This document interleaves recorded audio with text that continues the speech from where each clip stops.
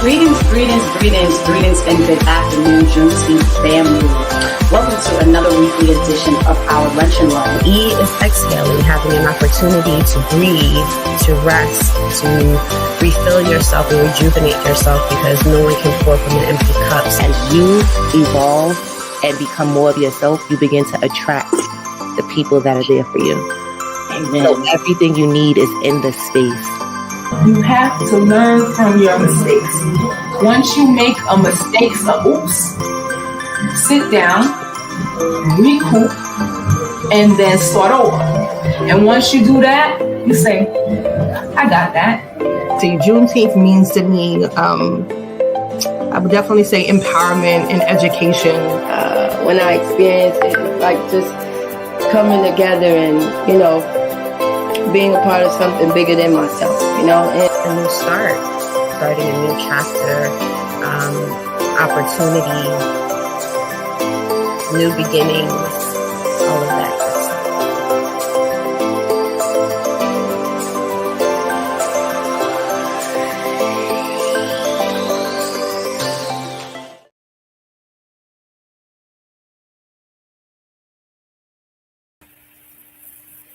Good morning, family, or good afternoon, I should say. Welcome to Juneteenth NYC Lunch and Learn. I'm so excited to be with you today. I am filling in for our hostess with the mostest, Jamie Monet, who unfortunately had a conflict in her schedule. I am excited to introduce today's guest. Her name is Malakya Wiggerton, and she is an actress, a model, a dancer, a rapper, and an influencer. And so I'd like to bring her to the stage now and welcome her to the Juneteenth Lunch and Learn. Hi, everyone. How are you? I'm good. How are you? Great. Thanks so much for joining us this afternoon. We're excited to chat with you and learn a little bit about your story. Thank you. You're welcome. So can you tell us a little bit about your journey in becoming a Black petite model in the industry and share some of the barriers and how you overcame them? Yes, of course. So I am 22 now. So this upcoming year would make about 6 years since I started modeling. I found an interest in it in high school. We would put on like performances, like talent shows and potlucks, and we would have people perform, and we will also have like a fashion show at the end of it.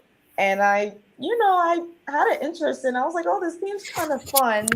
And people knew me at school for like being, the most fashionable or the best dressed. Like, my mom always kept me well put together. So I always came to school with like a new hairstyle or new outfits, and it was different from what everyone else was wearing. So that's what like kind of caught everyone's eye. And one day I went to my first casting call. It was for Sally Miller, and she designed dance wear for the girls on Dance Moms. And I was like my favorite show. So I was like, oh my gosh, like I have to go to this casting call. And it was in Brookfield Mall, and I went and I got chosen the very next day to do a photo shoot for her clothing line for her website. And ever since then, I was just like, oh my gosh, like this is really fun. And she was the one who told me, how to put yourself out there more, because I wasn't really on social media a lot. I was really focused on school, being a straight honor roll student, straight A's in second grade. So like my parents were really strict on like school. So like I had no access to social media. And she told me like that's where everyone is getting, their gigs and everything from. So I just made an Instagram. I didn't really know what to do, what it was for. And like, I was just on there posting. I was just like, this is it. Like I didn't really understand the concept of it. And then a couple years later, I would say by the time I hit like 18, like my senior year of high school, that's when I started to take modeling more seriously. And I had my, friends take photos of me after school and like just cool places I would go to. And at that time, there were still a lot of standardized modeling, which in a sense where you had to be like 5'11" and taller. You had to have perfect hair, perfect teeth, perfect skin. Like everything just had to be perfect. So when I would go to castings, I wouldn't get booked for any shows really. And I didn't really understand it. But then when I looked at the people around me and like I would look at the casting calls and see the requirements that they had on there, and like I didn't fit any of the requirements, but I kept going anyway because, you know, for me, once you put your mind to something and like you find an interest in it and you become like it, you know, you want to chase after it. You want to see what it's about, what's happening. So I was just like, you know, I'm gonna go anyway. But then I was kind of getting discouraged. You know, you get discouraged if you keep trying and going, you just like not getting picked, and you just see it's like the same standard everywhere you go. But it was one. I actually ended up doing one runway show. It was a competition actually, and I was the youngest person there, and I placed in the top 10 of the competition. So that was like a breakthrough moment for me. That's And I was like, amazing. oh, like I actually, you know, I actually can do this. And, you know, after getting all those no's and, you know, when you finally get that one yes for someone to see your potential and see what you're actually capable of doing, then it's like, oh, like it took that one person to believe in me. And, you know, it was more like a competition base where like you had to have like fans there. So like people kind of voted for who was the best. And I only had one person there, which was my mom, and other people actually ended up voting for me in order for me to get into the top 10, and they didn't even know me. They just like saw me exude personality and confidence on the runway even though I was just starting into modeling, and they were like, oh my gosh, like that girl is like so good. And I was like, wow, okay. So after that I just started watching other people. I started following big people in the industry, like, you know, of course, Tyra Banks, Naomi Campbell, Viva Devana, and even a lot of kids. Like, the kids are killing it these days. So I just started following people of your niche. You know, like, that's what you have to do in order to learn and grow in your craft. Like, you have to find people that inspire you and find people, you know, it's not even about age, whether it's older or younger. You know, if everybody's doing their thing and people are making it, then why wouldn't you want to, you know, follow behind that and take little tips and tricks? So that's what I was doing. I didn't really have any training in anything. I didn't go to any classes. I just kept watching people, and I kept taking, you know, critiques from what I was getting and hearing from other people. They was like, okay, you know, you should do more like this, you know, certain shows maybe want you to walk like that. So I was just taking little tips and tricks and adding it to what I was already doing.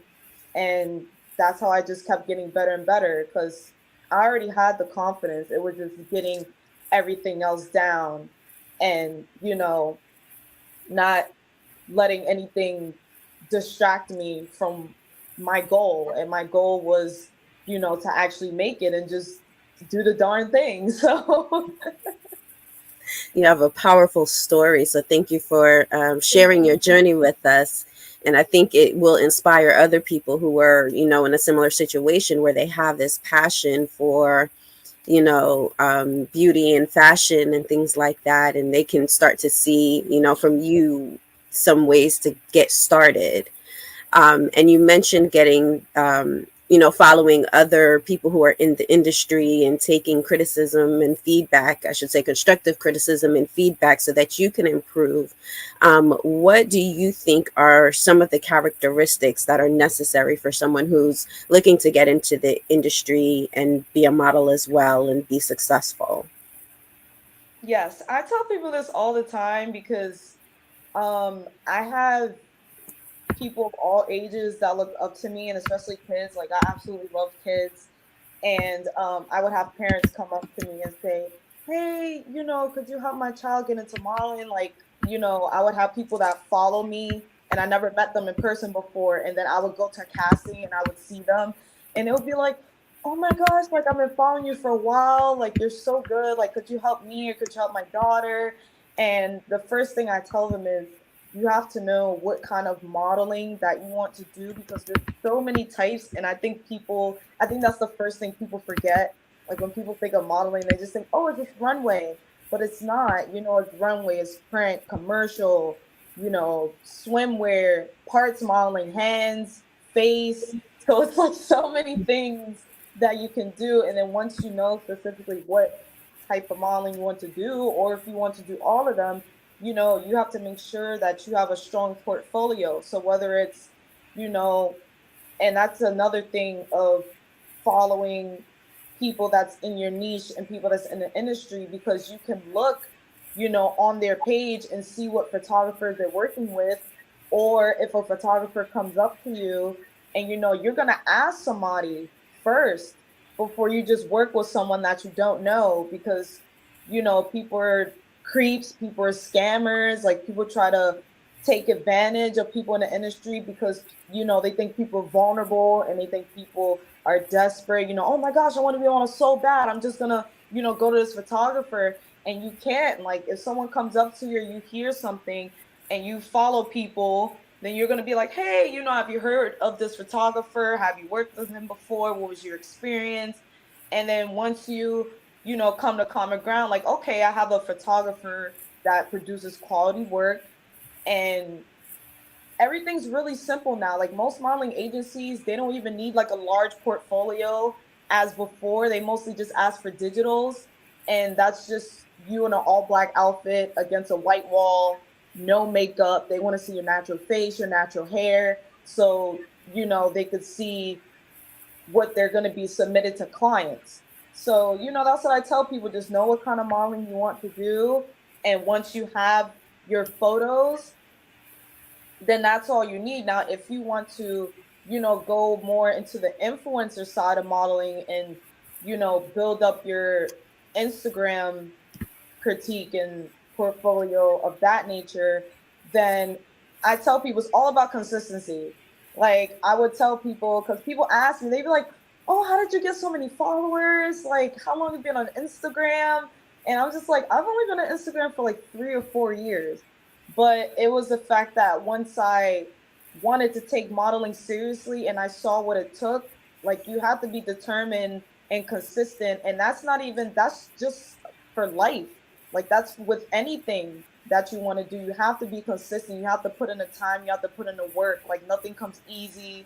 You don't just wake up and you get 10,000 followers. Like, that took me like a good 2 years. And it was just like, okay, I'm going to post 2 times a day. I'm going to post at this specific time. I have to tag people.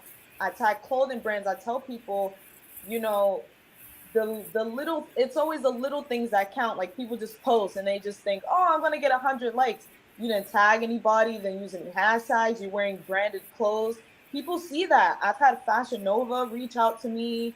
I've had Juicy Couture. Like, they actually see those things. And, when they share that and they're, the people that follow them see you, that's how everything connects together. Everything is a connection. And once you make certain connections with certain brands and certain people, that's how you get linked to many other things and opportunities. And, even until this day, things have definitely gotten easier for me since I started like 5-6 years ago.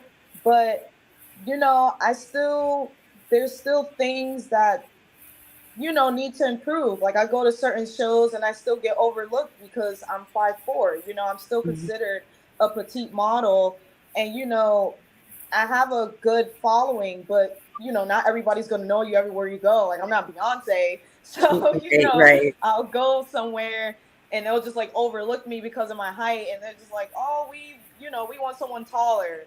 Or like, I would even go to castings and they would tell me, they'd be like, oh, your walk is amazing, but you're just too short still. And I'm just like, okay, like, being in this industry for that amount of time, it's like, you're not going to get everything. I don't get every single casting I go to. And at the end of the day, when you're a model, it's about the look. Every designer has a certain look. Every casting director has a certain look. And once you get that, in your mind, like, it's not you, and you start not to take it personal, then it's like, okay, this wasn't my day. That I wasn't the look that they were looking for. the next day it might be the look that somebody's looking for. And then sometimes in those shows that overlook me and they sit in the audience and they watch me.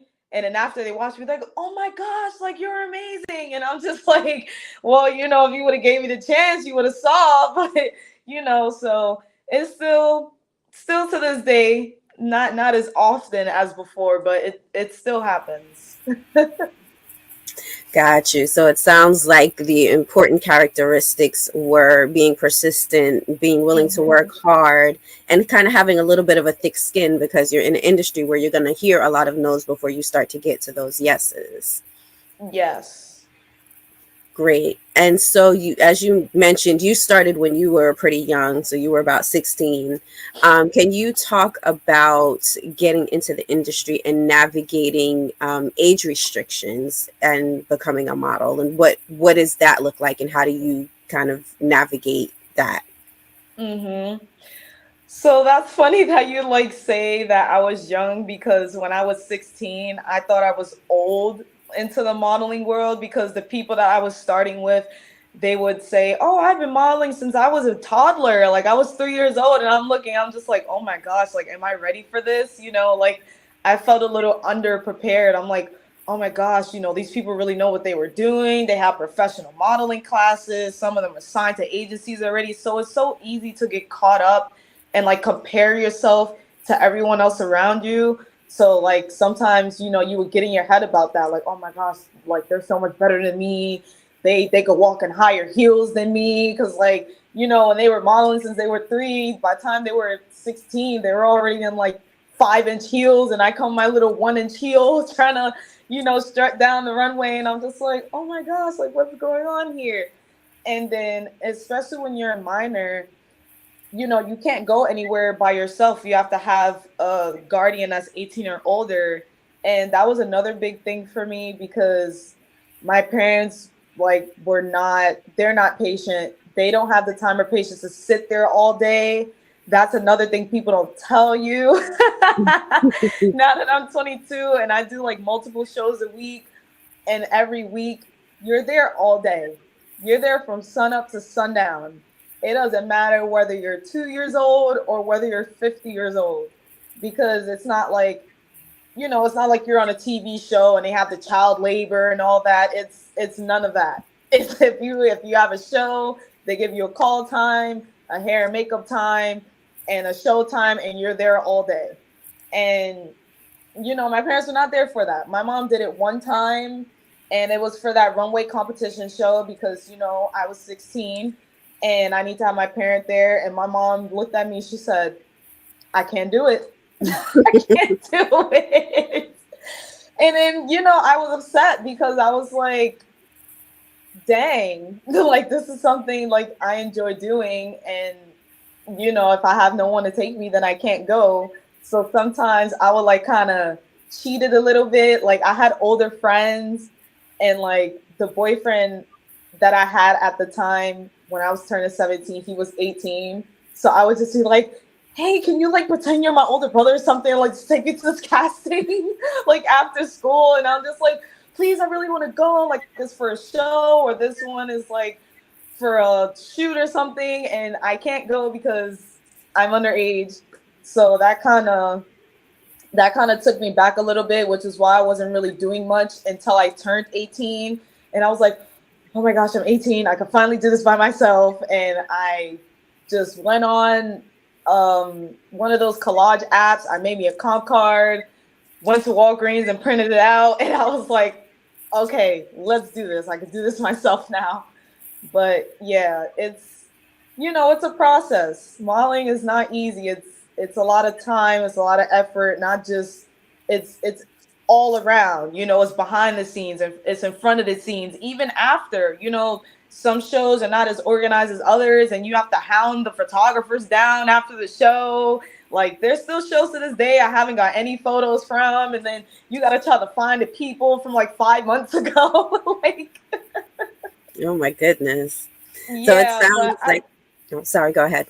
No, you're fine. But I feel like, I don't know, when, you know, like I said, when I was 16, I felt like I was older, but now that I'm 22, like I feel like there's more older people in the industry now, because when I go to shows, there's like people in their 30s, 40s, and 50s, and I'm like, wow. So, that kind of inspires me because, I feel like back in the day, if you were 22 to like 25, they would be like, you're too old.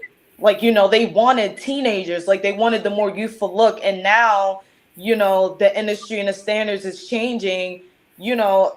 As long as you have the look, then it doesn't matter, what age you are. I go to shows, there's 50-year-olds wearing 8-inch heels and they are killing it. And then you have like the little babies that's 2 years old. They can barely talk, but they can walk though. So speaking about all of the transition that's going on in the industry and how they're opening things up a bit more, there's been a lot going around lately about the lack of diversity in the industry and the, I guess, beauty industry getting a lot of slack for that. I remember recently seeing a video with a woman who was a model, and the makeup artist that they had didn't have the right colors for her skin tone, and she had to leave, clean her face, and then go to like a MAC counter and have the MAC makeup artist redo her makeup for the shoot. And she was kind of covering it, and she was very upset about it. So can you talk a little bit more about what the industry can do to be more friendly to diverse models? I feel like that's something, like I said, the industry is improving, but there's still a lot to work on. It's not as bad as it was before, but certain things, it's like, we're it's about to be 2024. Like you kind of have to kind of keep up with what's, changing around you. And then I feel like some people, it's kind of fraudulent when it comes to that. Like certain shows, like they try to promote diversity, and then when you go there, their definition of diversity is just one black model. And I'm just like, there is nothing diverse about that. Like, there is nothing. Some people try to put on the act, like we support everyone and everything. And, we support the LGBTQ community. And then you just have like one model of each criteria. And that's not diversity. You know what I'm saying? Not just having one black model. So it's just, and especially with the hair and makeup thing, that's another thing. When I do shows, people come up to me and they're like, oh my gosh, like your makeup looks so good. Like who did it? And me. Me. I've been in that situation a lot of times. When I first did New York Fashion Week a couple years ago, and there was a makeup artist there. There were no black makeup artists, no black hair artists. I already had my hair done. I had something similar to this, just had a wig on, and all I had to do was get my makeup done. And when I looked gray, and it was just nothing I can do because I didn't even have any makeup with me. No one there had my color. And that part was kind of crazy because they actually had a lot of diverse models there. Like, they had people from a lot of different countries, like people that came from Bangladesh, people that came from, South Africa and all, it was actually a diverse show. But what's the point of having diverse models if you're not going to cater to them or have the proper care for them? You know what I'm saying? So it's just like, that's definitely something I need to be worked on. Ever since then, I had to learn how to do my makeup. I had to learn how to do my hair. Last Fashion Week last year, I already came my hair washed and blow dried. All the look was just a slick back ponytail. So all she had to do was just put some gel, and that was it. And me just sitting there, I was just taking in what was going on. And she ended up putting water in my hair. And it was so bad. Like I wanted to cry.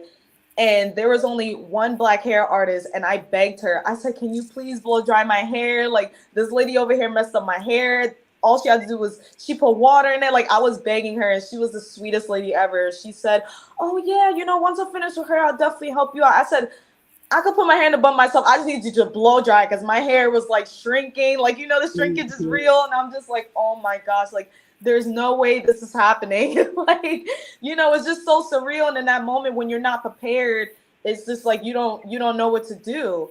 And you know, that's one thing I have to say. I'd rather be over prepared than under prepared when it comes to, you know, going to bookings and shows and anything. You know, if you don't think you need it, you do.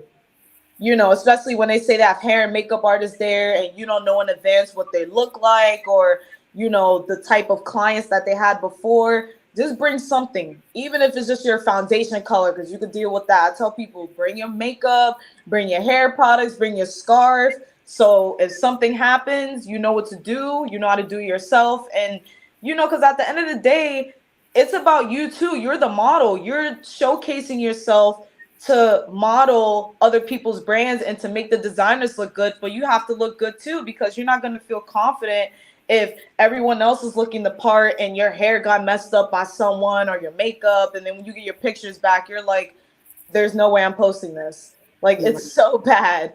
And then, you know, so it's definitely something that needs to be worked on. And with shows like that, I don't go back. I don't. Like, it's like a one and done for me, because I'm just like, if you're gonna promote something, you know, stand by what you say and go through with it. You know, don't just put up the front and say, yeah, we're having diversity, we want all shapes and sizes, and then you only have one plus size model that's like a size 6, and I'm just like, that's not plus size. Or like, they promote diversity, only have one black model and like one Dominican model, and everyone else is the same, and I'm just like, no, not at all. And I tell people about that. You know, now, like, I'm very selective with what shows I do, depending on the experience I had and experience I have with other people. That's why it's good to network all the time, because once you're in the industry and you connect with certain people, especially in New York, like, everyone knows each other. Like, now I don't go to a single show without seeing at least like 3 people that I've worked with, you know, in general. Like, everybody knows somebody. So if you do a show and you don't have a bad experience, someone is going to ask you about it, or someone will tell you, hey, I see this cast, and somebody, don't go. You know, last time this happened, that happened. Then they'll be like, okay, I'm glad you told me that, because I would not want to have that same experience. Yeah, that industry circle can be really small sometimes. And that's why people have to be so careful about how they interact with other people, because you never know when you're going to run into somebody else that's worked with that same person, and you know what that conversation is going to be. So you always kind of have to be on your P's and Q's about how you interact with other people. Mm-hmm. And so I also see in your bio that you've done some photography work as well. So can you talk about your experience on the other side of the camera and how you feel having a multidisciplinary approach has helped you with your modeling career? Yes. So nothing professional yet. It's more of like a hobby. You know, throughout my modeling career, working with tons of different photographers and seeing how everyone does things differently is kind of like a fun thing to me, because it's just like, you know, everyone can have a camera, but what you do with it is where you see the real magic happens. And, you know, being a photographer and just taking pictures is 2 different things. Like, everyone could take pictures. Everyone has a phone. Everyone has access to take pictures. But being a photographer, like, you know, it's a really big thing, you know. And being a model, you know, sometimes models like oversee that. They're just like, oh yeah, they're just taking pictures. And I'm like, no, it's not just taking pictures. Like, of everything, it's so expensive. On top of that, it's like the expenses, and then the time, the labor into the lighting, the editing, this and that, and everything. So being in front of the camera, it's like, of course, like, I love being in front of the camera. You're posing, you know, you're working your outfit, or if you're on a runway, you want to make sure to get your angles or whatever. And then being behind the camera is also fun for me, because it's like I can produce my vision to others, like other photographers do to me. So I actually got a camera last year, and I've just been taking photos of my friends. Even before, like, I had the DSLR camera, you know, I was just like enjoy taking photos of people with my phone, and then people be just like, oh, you take good pictures, and I'm just like, I enjoy doing it. Like, I'm the type of friend, if someone asks me to take pictures, like, they literally have to beg me to stop taking pictures. They're like, all right, Mally, that's enough. And I'm like, wait, one more, another angle. And then, so it's just like, and then one day I just realized, I'm like, I enjoy being behind the camera as much as I enjoy being in front of the camera. So I actually, you know, just got like a little starter camera to work with. And then just recently, I got like a actual like good camera, and I actually ended up getting a lens.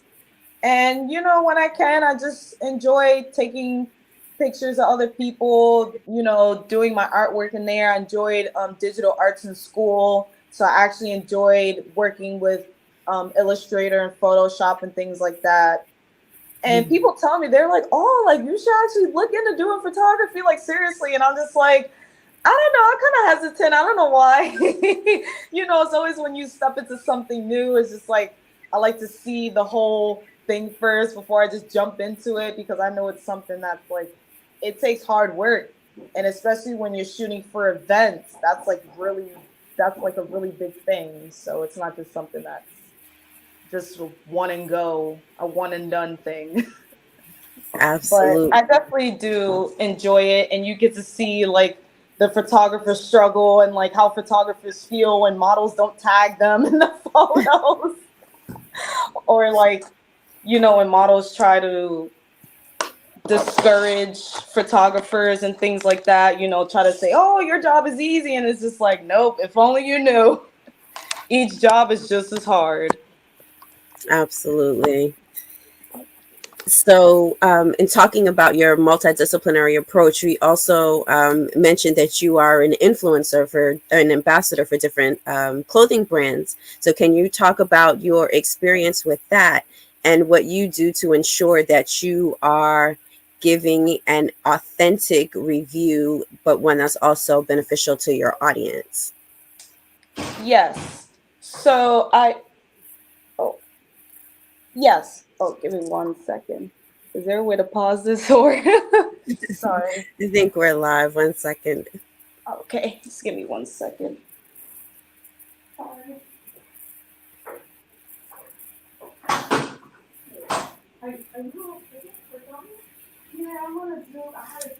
Bear with us, everyone. She'll be right back in just a minute. Yeah.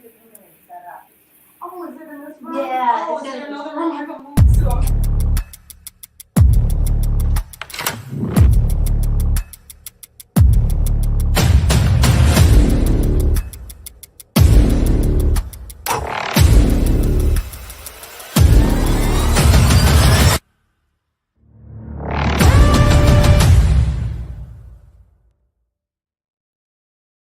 Sorry. Yeah, no. Thank you.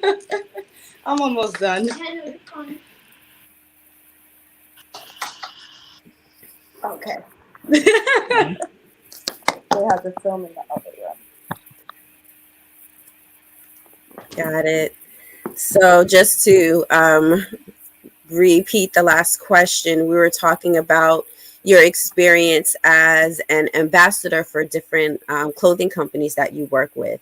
So we wanted you to share a little bit about your approach to doing the product reviews and how you make sure that your content is both authentic and beneficial to your viewers. Yes. So being an influencer came as a surprise to me. I just started out modeling, and when I actually started to, you know, be consistent on Instagram, you know, brands started watching that, and brands started reaching out to me and finding me through hashtags. And this clothing company just reached out to me in my DMs, and they said, oh, we love the content that you're posting. We would love for you to be an ambassador for our clothing company, and you'll get commission on whoever uses your coupon code, and we'll send you free packages and things like that. And at first I thought it was a scam because I've seen it all before and I've been scammed before. So first thing I did was look at the people that was on their page, and I looked and I DM'd those models, and I'm like, hey, is this a real company? Have you worked with them? What was your experience? And, that's when they told me it was a reputable company. They were based in Florida, and they were just looking for ambassadors to represent their clothing because they were trying to, get bigger. And I was like, okay. So they just told me to submit an audition video. They just wanted to see my runway walk and explain why I wanted to be a part of their company. And within like the week or so, they were like, yeah, we want you to be an ambassador. And I was like, okay, so what do I do from here? And then they just told me that they would just send me a package of clothing because they have my sizes and everything. And all I would have to do is either make an unboxing video or make a like a try on haul or anything like that. So that's what I did. I got my first package and I did an unboxing video, and everyone loved it. They were like, oh, because one thing that people tell me even now, that a lot of models don't talk, or like they don't get to see their personality, other than in front of the camera. Like they just only see them in model mode, and everything else it's just black. Like they don't get to see their personality, how they talk, like what they feel about things in the real life or anything like that. So, people tell me all the time, like, we love seeing you promote products. So, and subconsciously, I didn't know that I was doing that when I was younger, because when I was little, like about like 10 years old, the only thing I knew was YouTube. And I would just make YouTube videos on my iPad.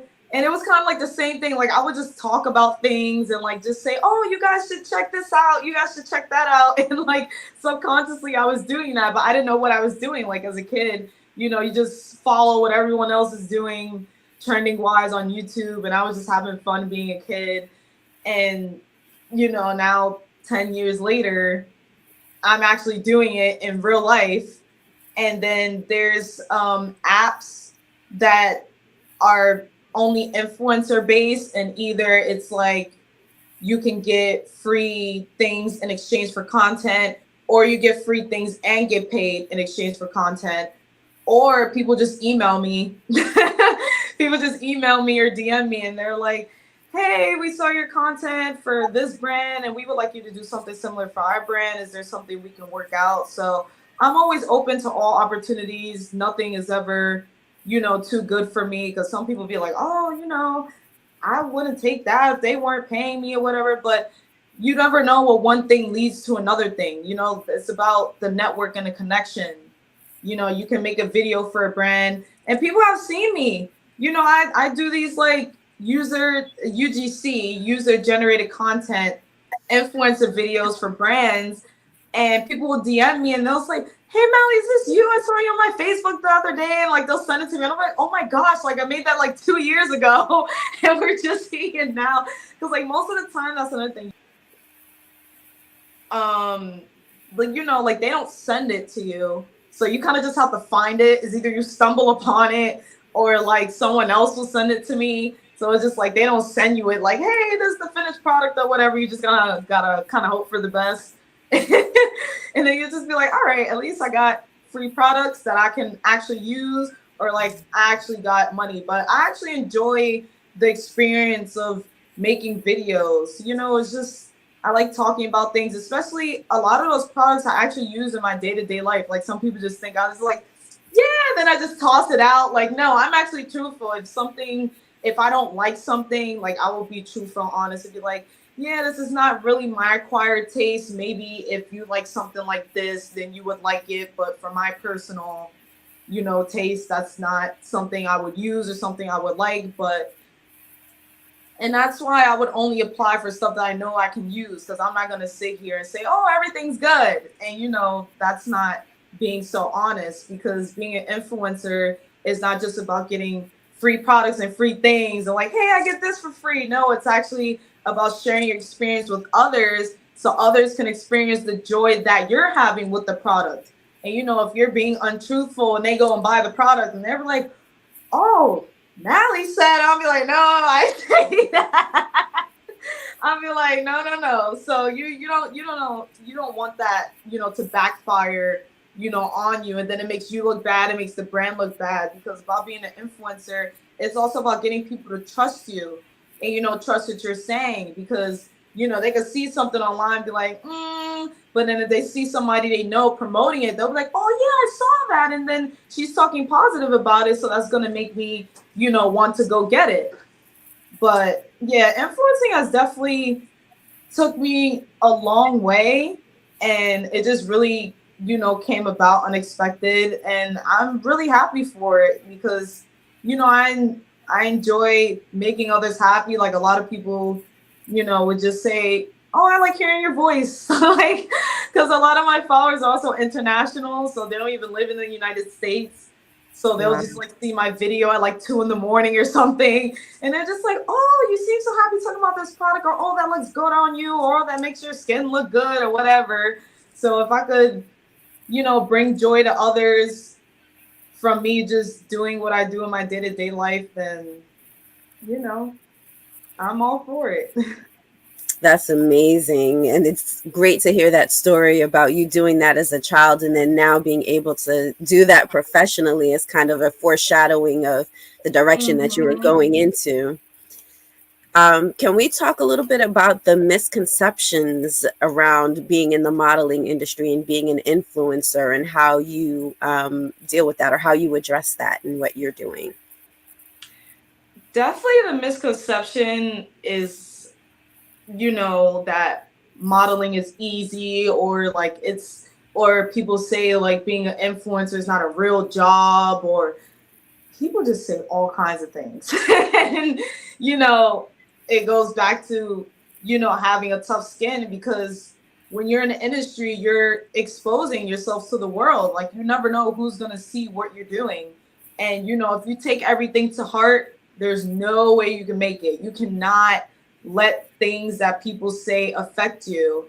And at the end of the day, if people are talking about you, that's how you know you're actually doing good and doing your job, because people are not going to talk about things that's not worth to be talked about, you know. And people say that influencing isn't a real job, but it is. Like, content creating is hard work, you know, and things pile up. Like, I would apply to things, or people, you know, companies would DM me and say, oh, we're going to send you this. And then I'll have like 5 packages at my door at the same day, and everyone wants their stuff in a week. It's not like, oh, I can just relax and I have a month to do all this stuff. No, everyone wants their stuff within a week, and everyone wants different things. And people got to think the outfit changes, the hair changes, different places to film the content. Some people want videos, some people want photos, some people want photos and videos. And then you can submit the content. Sometimes they won't approve it. And then they'll say, oh, we want you to add this. We want you to say this in a different way. Then you have to go back and edit it again. Because it's just like, I do everything myself. Now, some people, some like bigger content creators, they actually have help. But me doing everything myself, like, that's a lot of work, especially managing a regular day-to-day life with work and modeling, and then trying to, you know, make money on the side and do content creating. Like, that is a lot of work. So for people to say that's not a job, it is. And some people actually do that full time, and they actually, you know, make a living off of it. Like, that's how a lot of people pay their bills. So anything that's paying your bills is definitely a job for me. And then regarding the modeling, you know, people just say, oh, you guys, you know, just wake up and look good. And it's just like, I wish I could wake up and look good. I don't think that's how it works at all. It's like, especially when going to shows, and, you know, a lot of times you feel like you're putting more into it than what you're getting out. Especially, you know, the biggest misconception is, you know, when you're a runway model, that you get paid, and you don't. Out of all the runway shows I've done in the past 5-6 years, I've only had 2 shows that paid me. Everything else I just do out of the joy of myself, because I genuinely enjoy being on stage. I enjoy, you know, the designers, wearing designers' clothes and showing it off. that's I do it for me, and also the people that you meet to get you connections to other things. Like I met great people and friends through modeling. I met great designers. Once they see how you showcase your design, they'll just, I have people, most of the time I don't even have to cast for things now. They'll just be like, hey Mally, you already did like 3 shows for me. I got a show coming up. If you're free, just stop by. But no, those things don't get paid. So it's just like you're putting a lot into it, and it's an investment in yourself, especially being a woman with the hair and the makeup. If you don't know how to do it, then you either have to pay someone to do it, or you still have to come out of your pocket to get the resources to do it for yourself. Hair products ain't cheap. Nothing is cheap in this economy. The hair, makeup, gas if you're driving, transportation if you're traveling, food. Some shows, they don't even feed you. You have to go get your own food. So it's just like all that adds up. And then at the end of the day, sometimes you don't even get your photos. You don't even get your videos. So it's like you don't even have proof that you're there other than whatever, take behind the scenes. That's why I try to get content out of everything and every place that I go to, so it's just like, if I didn't get anything else, I know I was there and I got something for real or something, so it's like you have to make the most out of it. And, when you get to a certain point and get to a certain experience, you would, know what shows to pick and choose from when you're going to get something out of it. And which is why you have to know what kind of modeling you want to do, because runway isn't for everybody. People get discouraged. I'm not getting paid. I don't want to do runway. And that's why I do a lot of different kinds of modeling. So it's just like, all right, the runway doesn't pay, but it still gives me the experience that I want and the experience that I want to share with other people. But then, hey, I have a commercial gig this day for a beauty company, or hey, that's where the influencing modeling comes in. You get your products, you get paid, or you get something free. So it's just like, I have a balance of everything. But if you don't know what kind of modeling you want to do, or don't know which direction you want to go in, then it kind of makes it difficult. That's why I tell people, like, you have to know what your niche is. And everything is hard work. Everything you see, it might, and I think that's the main thing. If you are a good model, you make it look easy. That's what you want people to think. You want people to think that it's easy, but it's totally the opposite.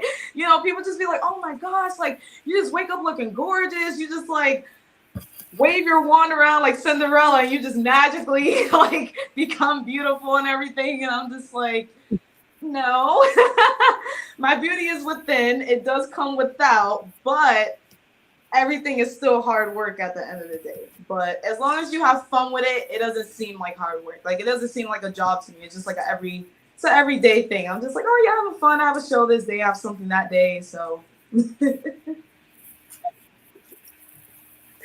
Got you. So we have one more question specific to you, and then we have a couple of questions that we ask all of our guests. And so can you share a little bit about what inspires you and keep you motivated for those that look up to you as a role model? What keeps me inspired and motivated is making other people happy.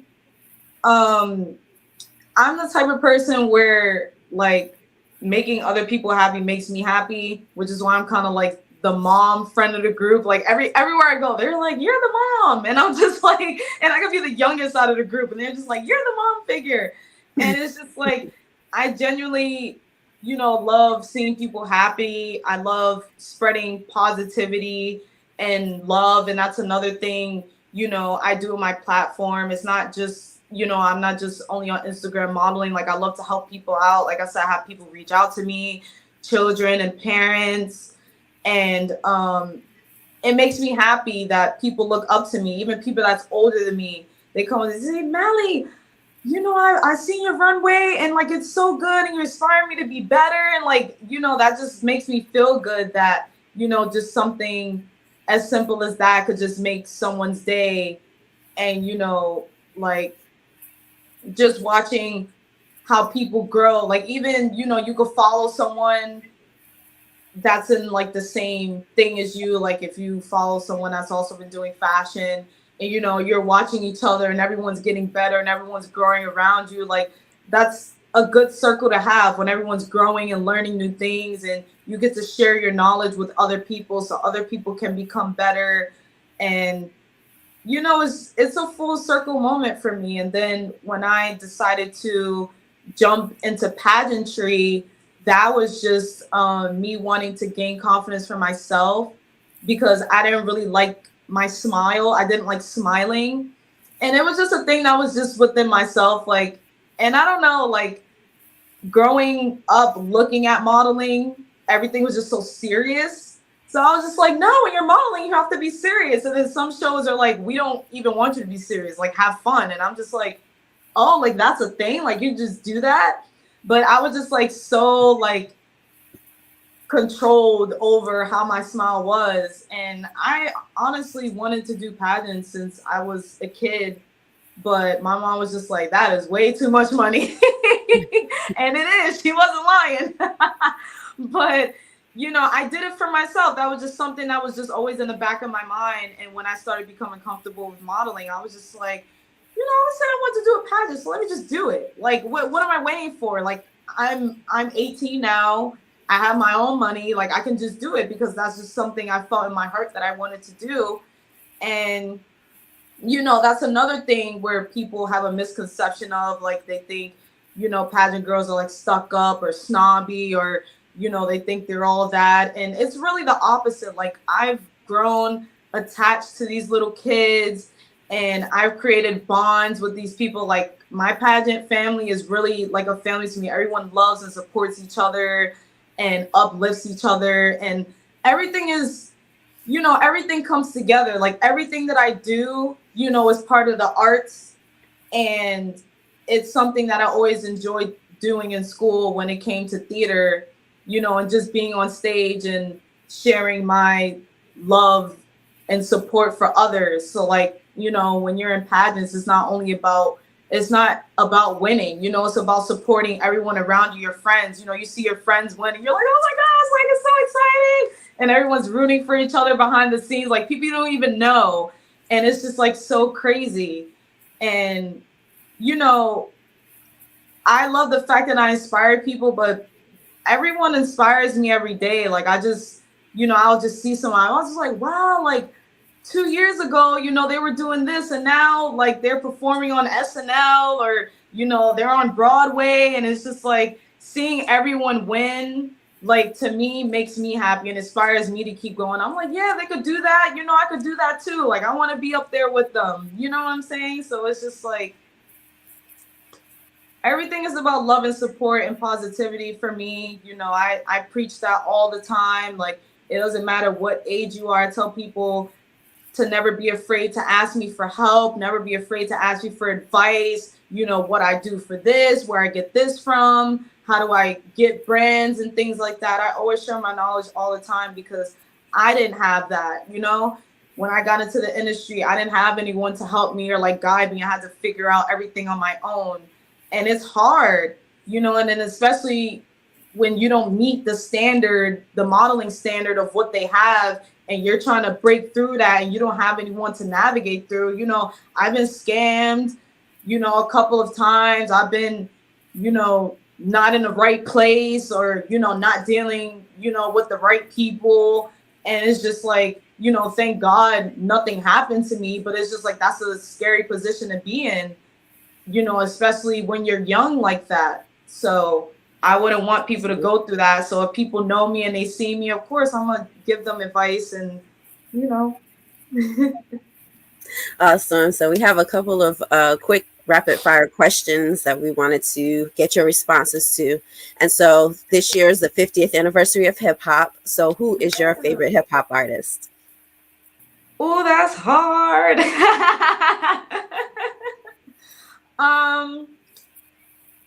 I would say for a good while, Cardi B. And there's many reasons for that. One, I'm born and raised in the Bronx. She's born and raised in the Bronx. If I knew who Cardi B was, we probably would have made a song together, because she lived right next door to me. And I was just like, oh my gosh, like at that age, I did not know who Cardi B was. But if I did, I would have knocked on her door. But no, I really resonate with her because she's really genuine and she doesn't forget where she came from. You know, she always talks about visiting her old schools and communities and, you know, doing things to give back for the kids. And, you know, I'm a big supporter of kids. So, you know, I really feel for that. And I make covers of her songs on YouTube. So, yeah. Awesome. And so we're approaching the holiday season. So can you talk about Kwanzaa and what that means to you? That's interesting. I actually don't celebrate Kwanzaa. And I don't really want to speak on that because I don't really know what specifically like it's based around. Unless you want to tell me, and then I'll just like respond back because I celebrate Christmas.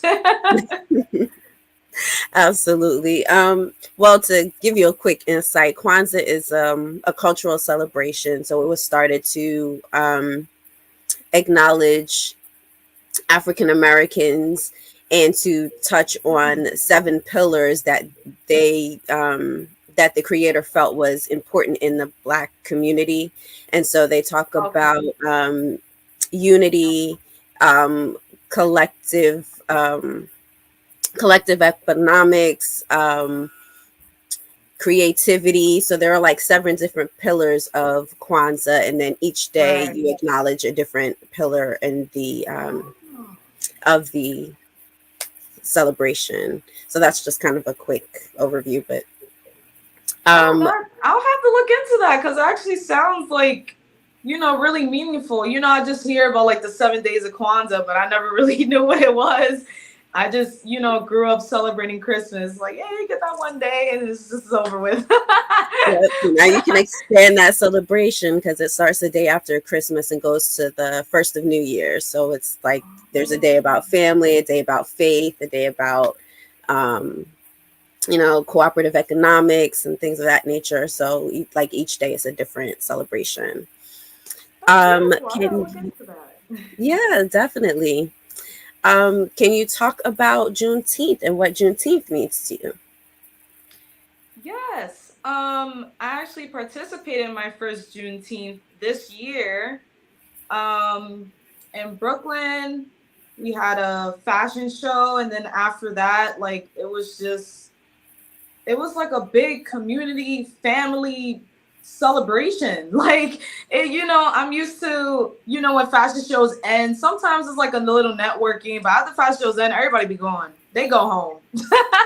And I don't know, it's because you be there all day, but it's just people just go home.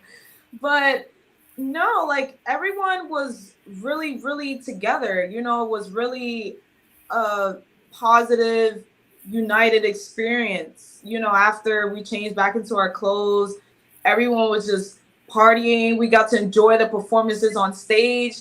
And it was the craziest thing was one of the performers on stage, she spotted me. I didn't know who she was. And turns out she's been following me for 4 years. Oh, wow. And she told me that she was nervous being on stage, but when she saw me, like her nerves went away. And she came up to me after the show, and I really enjoyed her song. Like I said, I didn't even know her. And I was just over there jamming to her song. I'm like, yeah, you sing it, girl. And then after, she's like, Nelly. And I'm like, yes. She's like, I know you don't know who I am, but I've been following you. And like, you just ease my nerves. And I was like, oh my gosh, that makes me so happy. So like, awesome. And it was just a great, uplifting experience. And I definitely can't wait to do it again. Ironically, it was on Father's Day. So they also had like a 2-for-1 special there because all the fathers came out and they had like little special things for the fathers going on too. But yeah, it was really, really nice. It was really nice. I definitely enjoyed it, and I'll definitely be back, even if it's to volunteer beforehand or anything. I love volunteering too. You know, that's part of my cleanse for the heart, and also being a pageant title holder, giving back to the community. So definitely love doing that as well. That's awesome. We're so glad you enjoyed your Juneteenth experience for the first time last year. Last question. What is one thing that you want the community to take away from today's session? One thing I want you guys to take away is that, you know, it might sound cliche and everybody says it, but I feel like, you know, you have to believe what you want to achieve and you have to believe what you say. You know, I'm a big believer in manifestation, and what you put out into the universe is what you get back. So, you know, I always try to think positive. I always try to think positive for other people. I always try to put people on a high pedestal. Like, you have to think high of yourself and for yourself in order to be that.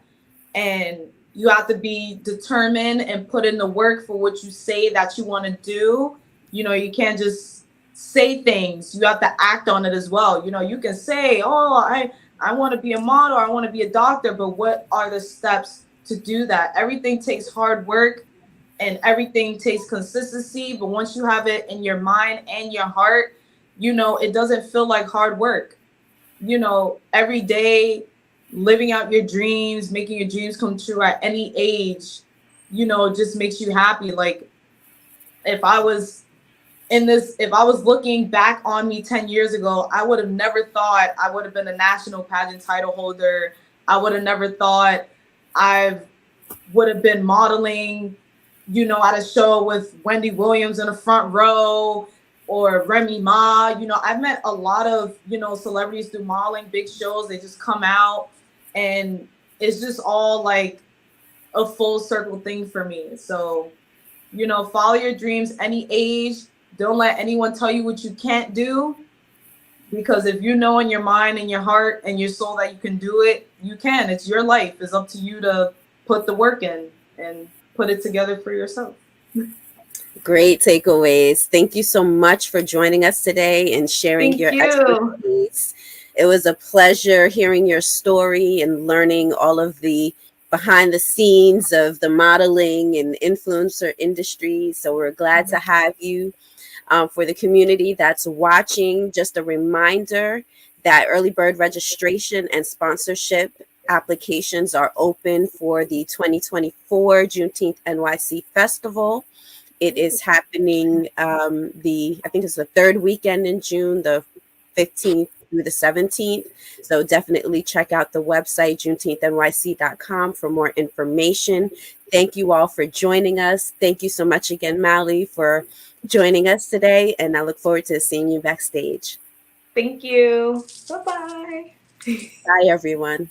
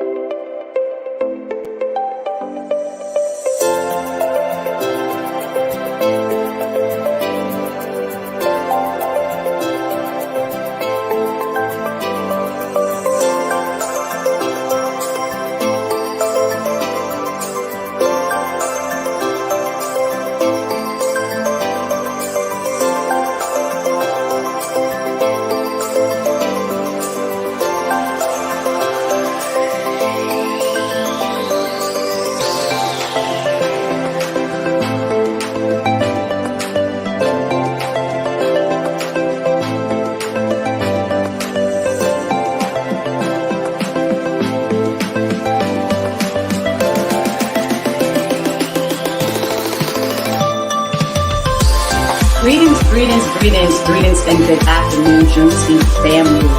Welcome to another weekly edition of our Lunch and Learn. E is exhaling, having an opportunity to breathe, to rest, to refill yourself and rejuvenate yourself, because no one can pour from an empty cup. As you evolve and become more of yourself, you begin to attract the people that are there for you. Amen. So everything you need is in this space.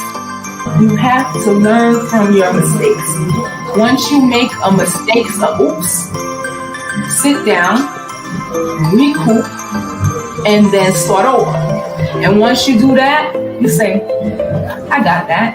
See, Juneteenth means to me, I would definitely say empowerment and education. When I experienced it, it's like just coming together and, you know, being a part of something bigger than myself, you know. And A new start, starting a new chapter, opportunity, new beginnings, all of that.